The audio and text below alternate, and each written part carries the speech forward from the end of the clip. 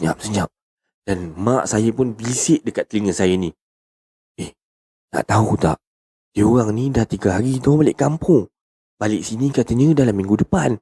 Sebenarnya tak ada orang kat dalam rumah Pakcik Suman tu.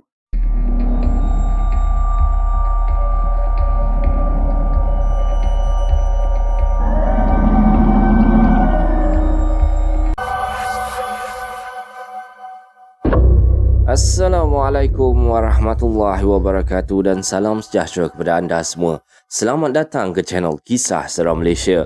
Jadinya diharapkan anda semua pada hari ini sihat-sihat belaka lah hendaknya, insya-Allah. Baiklah, semua kisah-kisah yang saya akan ceritakan kat sini pada hari ini anda anggaplah sebagai satu hiburan saja. Jadinya jangan terlampau taksub ataupun terikut-ikut dengan kisah-kisah yang KSM sampaikan, ya.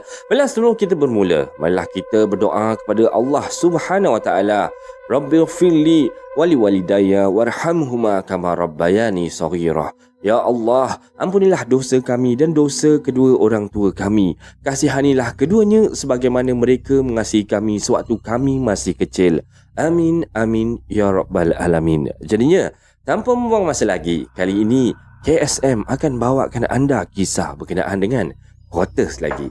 Jadinya, mari kita terus ke video yang pertama dengan lafaz Bismillahirrahmanirrahim. Mari kita mulakan.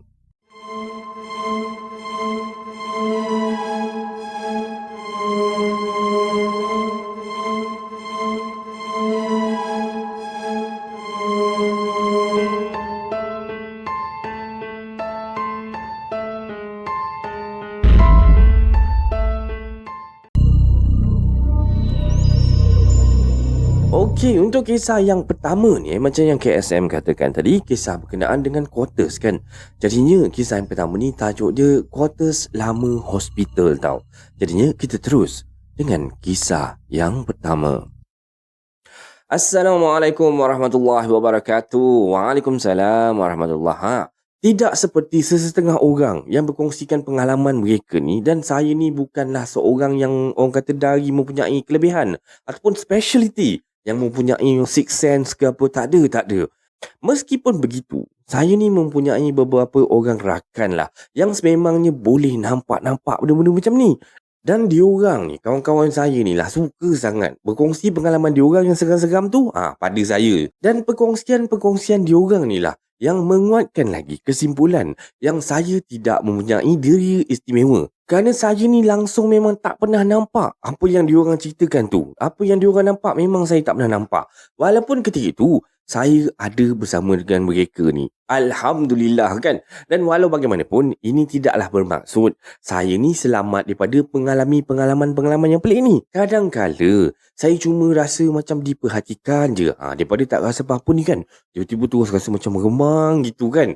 Peluk, tiba-tiba je rasa macam peluh dingin dia keluar kan. Macam tu lah rasa dia. Dan kadang-kala pula ternampak kelibat-kelibat. Dan kadang-kala pula terdengar bunyi ataupun suara. Dan kadang-kadang pernah jugalah ternampak terus. Terutama sekali apabila saya sudah mula meningkat dewasa. Dan muncullah, alhamdulillah, saya ni gabun kan, ada hikmahnya. Zaman kanak-kanak ni dilalui seperti zaman kanak-kanak orang normal yang lain lah. Cuma saya ni akan jadi demam setiap kali hari jadi saya menjelang tau. Dan mesti kan, saya dalam gambar, kalau kita ambil gambar waktu happy birthday, orang nyanyi happy birthday untuk saya tu, memang muka saya akan monyok je tau dalam gambar majlis hari jadi saya ni. Bila saya tengok gambar-gambar hari jadi saya ni, menyampah jugalah tengok muka sendiri macam tu kan.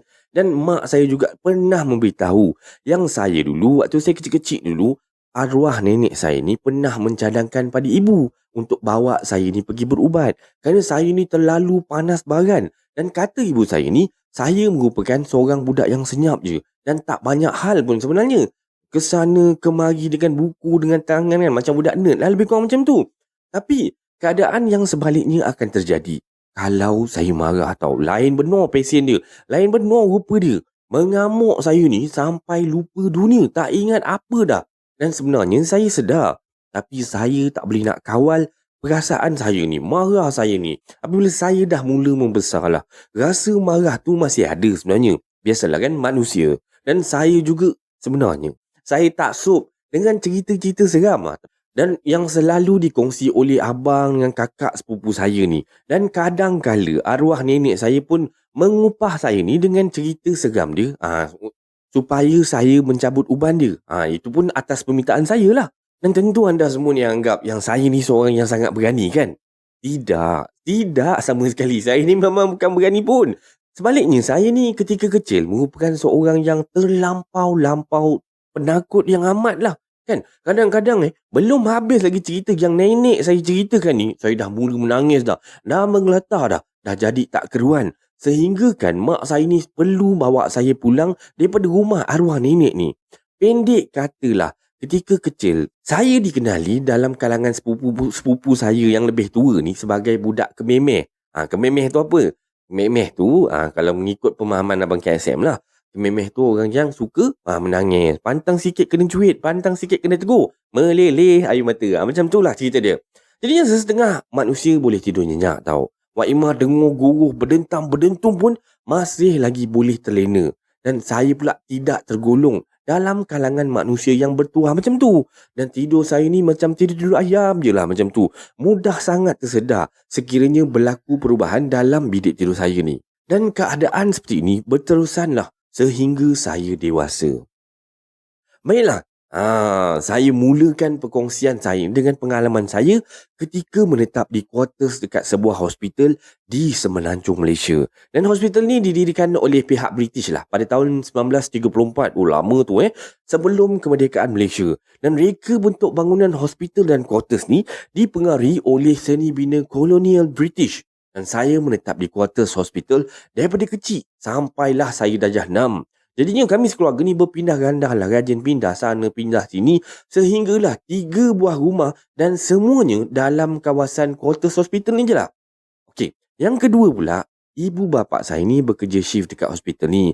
Maka mudahlah mereka bekerja dan menguruskan masa on call diorang ni. Yelah, sebab tinggal dalam kawasan hospital kan, jadinya diorang ni cuma perlu berjalan kaki je lah kalau nak pergi ke tempat kerja. Dan kisah saya nak kisarkan ni adalah rumah yang ketiga ni. Rumah yang terakhir kami duduk dekat quarters tersebut.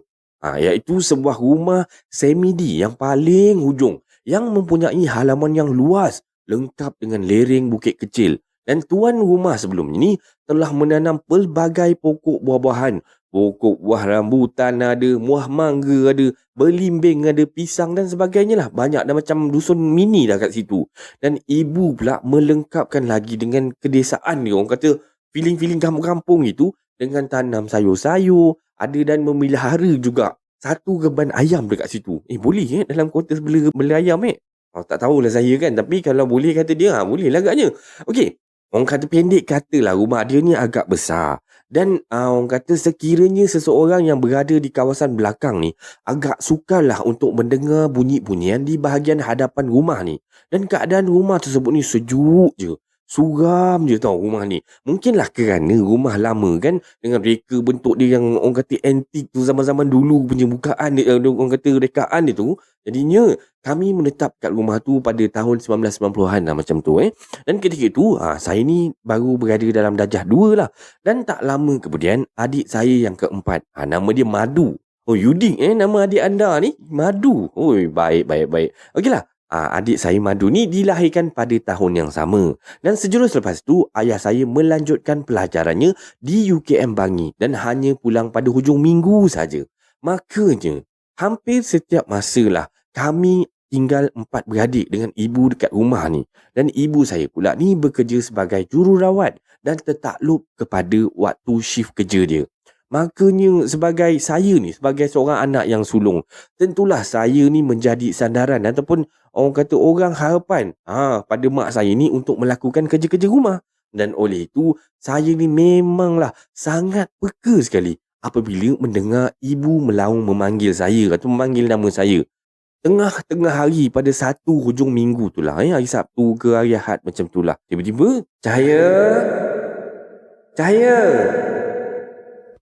Apa, Mak? Oh, Mak? Cahaya? Oh, Cahaya? Kejap, Mak. Kejap. Bagi Cahaya habiskan kerja sekolah sikit ni. Sikit je lagi, sikit je. Jawab saya tau. terdengarlah panggilan ibu saya ni daripada arah dapur waktu tu. Dan pastilah waktu ni mak saya ni tengah masak makanan tengah hari lah, tengah-tengah hari waktu tu kan. Mesti banyak yang perlu saya ni tolong mak saya. Jadi saya pun baru je nak mula menulis ni. Cahaya! Oh Cahaya! Ya bu, kejap, kejap.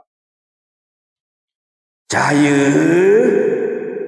Kali ni keras betul suara mak saya ni. Betul-betul rasanya macam dekat cuping telinga saya je dia punya suara tu. Tercampaklah pensel saya sampai kerana sebab terkejut sangat kan. Jadi saya terus berlari ke dapur ni dengan hati yang berdebar-debar tu waktu tu. Dan saya pergi kat dapur ni, bila sampai kat dapur ni tengok-tengok, kosong. Tak ada orang langsung dekat dapur tu. Kelam dengan suram je ada. Dengan sinki pun kering-kering kontang macam tu. Tak ada orang macam tanda-tanda macam ada orang tengah guna pun kat situ tau. Jadinya, kenapa pula saya boleh dengar suara mak saya ni panggil-panggil saya? Cahaya! Cahaya! Kali ni saya terdengar panggilan nama saya ni dipanggil macam daripada arah depan rumah tau.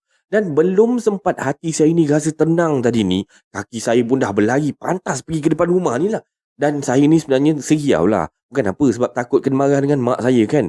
Sampai dekat depan tu je. Ya bu, ya bu. Ya bu.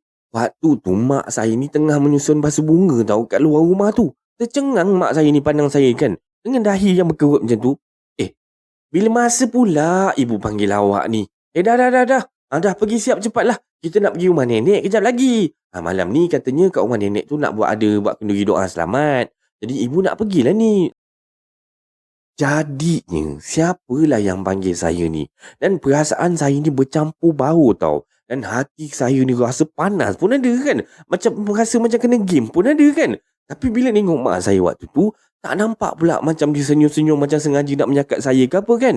Dan melihatkan saya ni yang masih terkemut-kemut kat tepi pagar tu, ibu saya pun siapkan kerja-kerja dia susun-susun basuh bunga tadi pun, dia pun ajak saya masuk ke dalam rumah ikut dengan dia. Jadinya beberapa hari berikutnya lah giliran mak saya pula yang terkena tau. Dan petang tu saya ni tengah asyik membaca buku dekat atas katil saya ni tiba-tiba ibu ni menjengukkan kepala dia dekat pintu bilik. Terkeluar macam tu kan.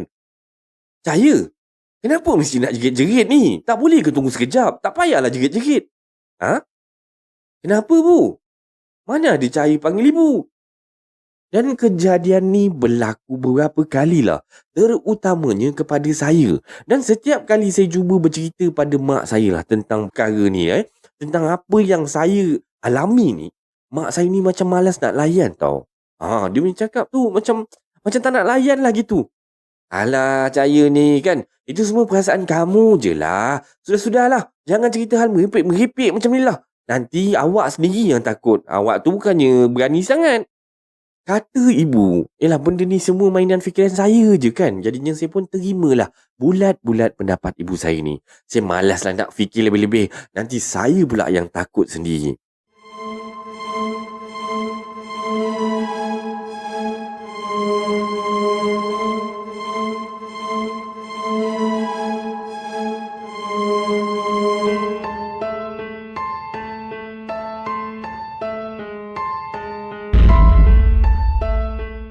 Okey, untuk kisah yang kedua juga daripada saya ni saya nak ceritakan ni pasal kisah pembantu rumah saya lah dulu. Okey, kisah pembantu rumah Cahaya ni, okey kita terus dengan kisah dia. Okey, sampailah satu masa tu, ibu bapa saya ni mencari seorang pembantu rumah lah sekurang-kurangnya untuk membantu ibu saya ni menjaga adik saya, Madu, yang masih kecil lagi waktu tu. Dan ibu pun dah semakin sibuk waktu tu dengan orang kata banyak kerja-kerja dia sampai kan tak menang tangan nak menguruskan kami adik-beradik ni.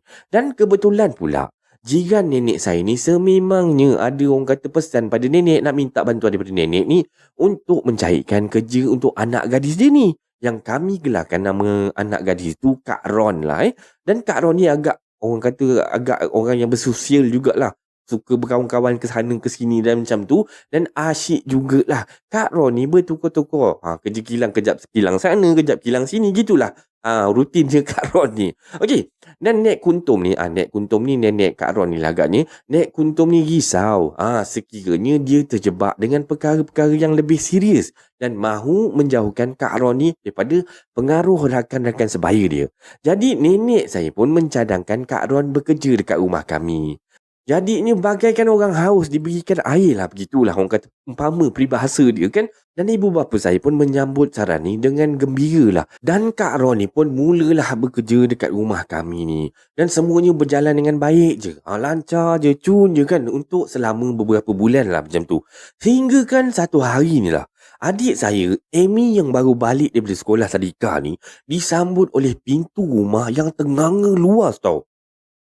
Dan ketika itu, saya dengan band adik saya yang kedua ni masih dekat sekolah lagi. Dan Amy ni masuk ke rumah sambil memanggil-manggil nama Kak Ron je. Kan? Kak Ron, Kak Ron, Kak Ron. Tapi tak ada pun yang menyahut tau. Tapi Amy terdengar suara baby tau tergelak-gelak dekat bahagian belakang rumah tu. Madu yang waktu tu baru je belajar mula merangkak tu ditinggalkan berseorangan di pintu belakang yang juga terbuka luas tu. Dan Alhamdulillah sangat-sangat kan.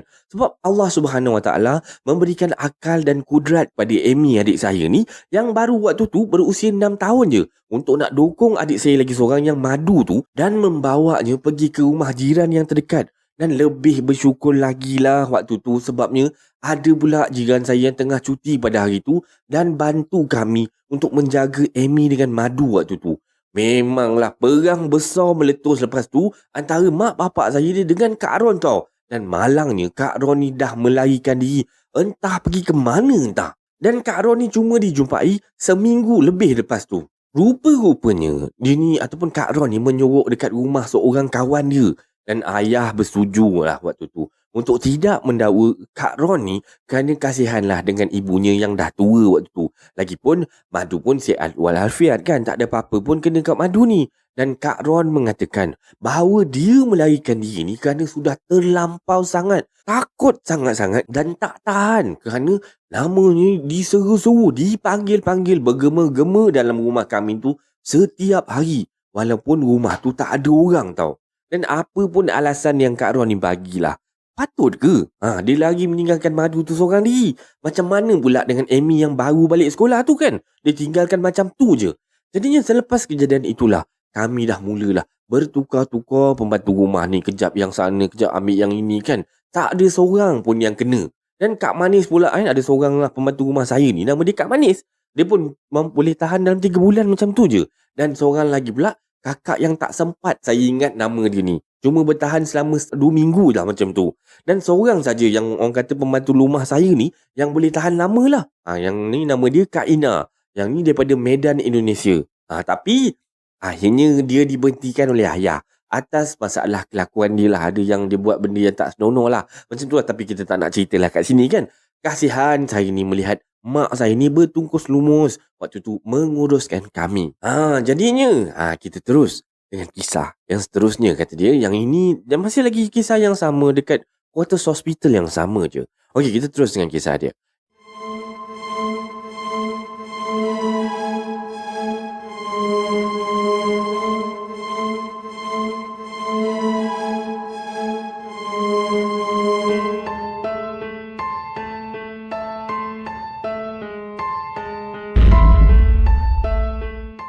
Okey, untuk kisah yang kali ini, tajuk dia Ayam Putih. Okey. Ayam serban yang dibeli oleh mak saya ni kebanyakannya putih-putih belaka kan. Memang ayam daging, ayam isi ni memang biasanya warna dia putih. Dan setiap kali sebelum maghrib lah, memang menjadi kelaziman untuk saya, Ben dengan Amy ni, adik-beradik saya ni semua, mengejarlah ayam-ayam ni untuk semua ni dimasukkan ataupun diarahkan untuk masuk dalam reban. Jadinya saya tukang kejar je lah kan, sebab saya ni takut nak pegang kan. Dan petang tu, seperti biasalah, kami pun menjalankan tugas yang diberikan oleh mak saya ni dengan penuh keceriaan kan. Hara lah mengejar ayam tu ke hulu ke hilir kan. Gelak ketawa sakanlah kita orang ni terjerit-jerit kan. Jadinya esok paginya lah, selepas bersiap-siap untuk nak pergi ke sekolah apa semua, Saya, Ben dengan Amy ni keluarlah untuk menunggu Tok Mat. Tok Mat ni lah orang yang menghantar kita orang ni, dia mengambil upah dengan mak ayah kami ni. Jadi kan disebabkan kereta dia ni hanya muat 5 ataupun 6 orang je untuk sekali jalan tu. Tok Mat ni biasanya akan melakukan beberapa kali trip lah untuk hantar. Dah pergi sekolah nanti dia ambil lagi orang lain, dia hantar lagi kan. Sehingganya semua orang kata pelanggan-pelanggan Pak Ahmad ni ataupun budak-budak sekolah ni habis dihantarnya. Dan oleh itu, mak saya ni minta Pak Mat ni ambil kami pada trip yang paling awal sekali. Supaya kami ni tak terlewat pergi ke sekolah. Yang terletaknya agak jauh jugalah daripada rumah kami. Jadinya lebih kurang pukul 6 pagi lah. Kebiasaannya memang kami dah terpacak dah dekat depan rumah ni menunggu Tok Mat. Dan pagi itulah kami disajikan dengan pandangan yang sangat-sangat mengejutkan tau. Kenapa? Bulu-bulu ayam berwarna putih tu bertepek-tepek dekat atas rumput depan rumah tu tau. Dah tercalik-calik dah, darah sana, darah sini dah. Sampai kan terjerit-jerit lah mak saya ni melihatkan keadaan yang macam tu tau. Jadinya waktu ni kami pun semua bertiga ni terus berlari lah pergi ke belakang rumah nengok reban ayam tu. Dan daripada jauh lah dah kelihatan dah. Seperti ayam-ayam mak saya ni sedang duduk mengeram dekat atas rumput tau. Jadinya bila diangkat je ayam tu cuma tinggal kelongsong je. Maksudnya badan dengan kepaknya saja. Isi dia dah tak ke mana dah lopoh macam tu je. Dan seekor pun ayam mak saya ni tak dapat diselamatkan tau. Dan menurut ayah lah, mungkin ni angkara musang kata dia. Kerana ayah pernah tersuluh sepasang mata merah kat tereban ayam tu. Mungkin jugalah, mungkin kan. Tapi kami tak pasti. Namun kami ni sebenarnya rasa lebih kepada pelik tau. Sebab malam tu langsung tak ada dengar bunyi ayam mengepak-ngepak ke bunyi ayam kecoh-kecoh. Biasanya kalau binatang ataupun haiwan ternakan ni, dia kena kacau dengan haiwan pemangsa, dia akan memang buat kecoh lah. Jadinya tapi malam tu tak dengar bunyi apa pun. Maka berakhirlah usaha mak saya ni sebagai peternak ayam secara kecil-kecilan. Dan sampai trauma lah mak saya lepas kejadian tu. Okey. Yang ini pula kisah pasal tukang rumah lah. Tukang rumah yang gigih kata dia. Satu kejadian yang terpahat di ingatan saya lah. Terjadi di satu musim cuti sekolah ni. Sewaktu tu saya dalam darjah 5 tau. Dan ibu saya waktu tu tidurlah bersama dengan kami semua ni. Adik-beradik ramai-ramai tidur sekali. Kerana ayah saya ni tidak balik pada minggu tersebut. Lantaran katanya tugas dia terlalu banyak sampai tak boleh nak balik sangat kan. Jadinya mak saya ni pun dia ni suka menjahit lah. Waktu tu dia memang orang kata hobi dia suka menjahit lah. Jadinya ibu saya ni telah menyeret mesin jahit dia ni masuk dalam bilik kita orang ni supaya dia boleh meneruskan jahitan dia sebelum tidur lah. Maksudnya dia sambil-sambil layan anak-anak tidur ni dia pun menjahit lah. Dan adik-adik saya yang lain ni waktu ni semua dah tidur lena tau. Dah malam pun kan waktu tu. Langsung adik-adik saya ni tidak terganggu langsung dengan bunyi mesin jahit mak saya lah. Terlampau letih lah agaknya bermain siang tadi agaknya kan. Dan saya pula waktu tu baca novel dekat atas katil ni. Konon-kononnya nak teman mak saya ni lah menjahit. Dan lampu di bahagian adik-beradik saya ni tidur ni dah pun saya gelapkan. Dah dimkan sikit kat bahagian tu. Cuma bahagian saya dengan mak saya ni masih bercahaya. Terang sikit lah. Dan dinding bilik kami ni berkongsi dengan rumah jiran sebelah tau. Jadinya saya boleh melihatlah halaman rumah jiran saya waktu tu. Daripada tingkap bilik tidur dekat tepi katil saya ni je. Dan seperti biasalah, tingkap bilik saya tutup pada waktu malam sebenarnya. Tapi langsir dia saya selak ke tepi. Biasalah kan. Nak tengok-tengok orang kata keindahan malam lagaknya kan. Jiran saya ni Pakcik Suman tau. Selalu sangat balik lambat.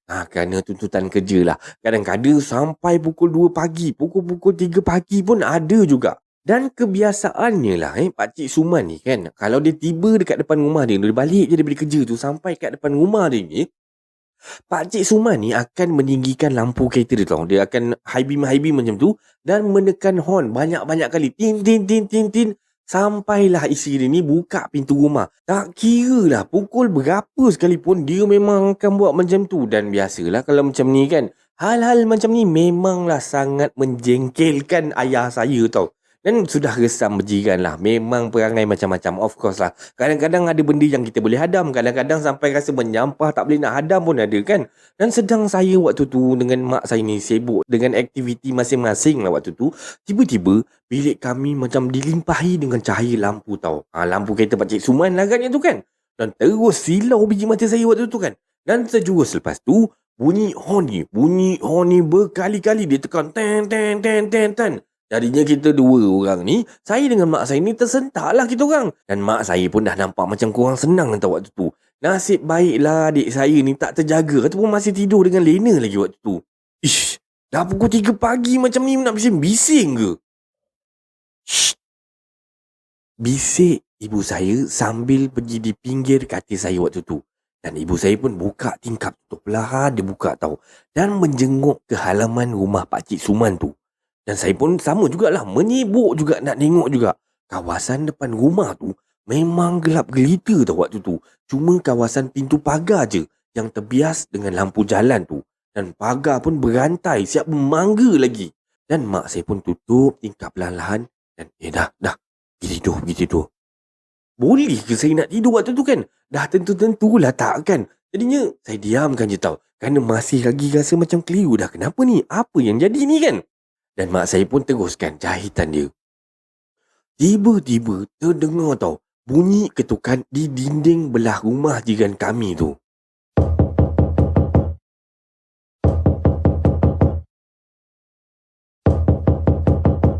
Betul-betul macam bunyi orang ketuk pintu kat sebelah tu. Memang bunyi jelas sangat lah kan. Jadinya saya pandang mak saya tau. Dan mak saya pandang saya balik semula. Dan muka mak saya waktu tu dah memang pucat. Dan hati saya ni tiba-tiba berdegup kencang tau.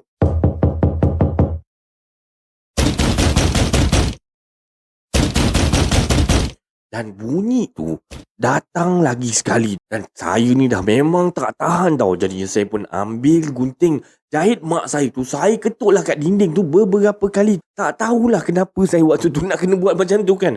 Dan keadaan sekeliling memang senyap. Sunyi je. Mungkin lah waktu tu kita orang ni salah dengar lah agaknya kan. Baru saja nak saya ni rasa lega macam tu. Tiba-tiba bunyi ni datang lagi sekali.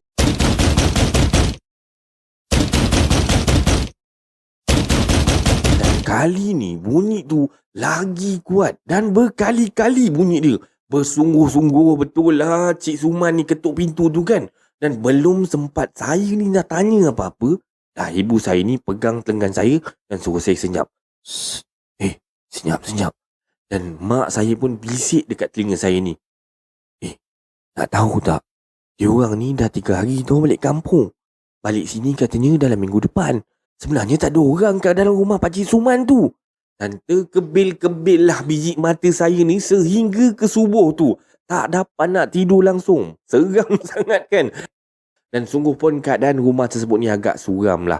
Saya, Ben dengan Amy ni masih terkenangkan zaman kami membesar di dalamnya. Dan ini adalah kisah seram Malaysia pada malam ni. Macam mana anda rasa dengan kisah-kisah yang KSM sampaikan pada malam ni? Maaflah. Sebab kisah ni terlalu panjang. KSM ingatkan nak buat 2 kisah. Tapi kisah ni agak panjang. Ada banyak kisah-kisah dalam satu kisah ni.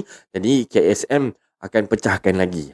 Jadinya kisah ni tamat kat sinilah. Nanti sambung lagi besok pada pukul 8 malam. Jadi pada korang-korang yang mana nak sharekan cerita pada KSM, korang tengok dekat description tu, kat situ ada link.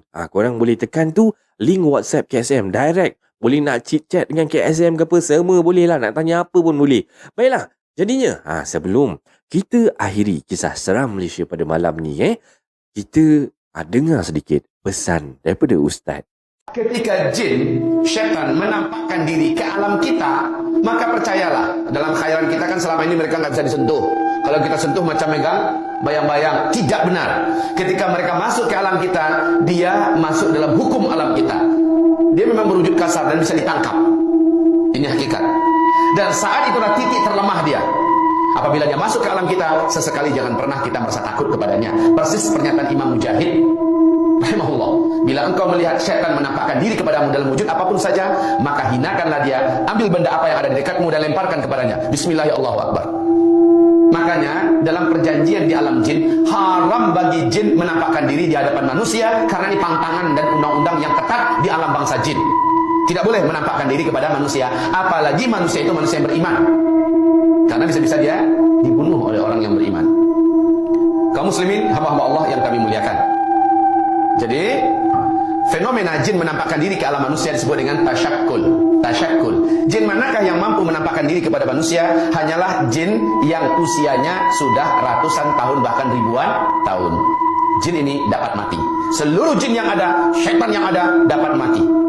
Dan kita bisa membunuhnya, Pak. Jika kita menginginkan, saat dia mengganggu kita, kita bisa membunuhnya. Allah berikan kita senjata. Salah satunya surat Al-Baqarah ayat kursi. Ini bisa membakarnya. Ini bisa menghanguskannya sehangus-hangusnya. Baiklah, sebarang komen, like dan share daripada anda semua amat-amatlah dihargai. Dan terima kasih pada yang dah sudi subscribe di channel Kisah Seram Malaysia ni. Dan yang masih belum tu, bantulah saya dengan menekan butang subscribe tu, like dan sharekan video ini kepada kawan-kawan anda. Jadinya, sokongan daripada anda semua adalah ibarat satu pembakar semangat buat saya untuk terus berkarya agar saya terus berusaha untuk membuat banyak video-video yang baik, yang menarik dan berkualiti untuk anda semua tonton, insya-Allah. Jadinya yang baik tu datang daripada Allah Subhanahu Wa Taala dan yang buruk tu datang daripada kelemahan diri KSM sendiri. Dan KSM akhiri Kisah Seram Malaysia pada kali ini dengan lafaz Assalamualaikum warahmatullahi wabarakatuh. Selamat malam semua.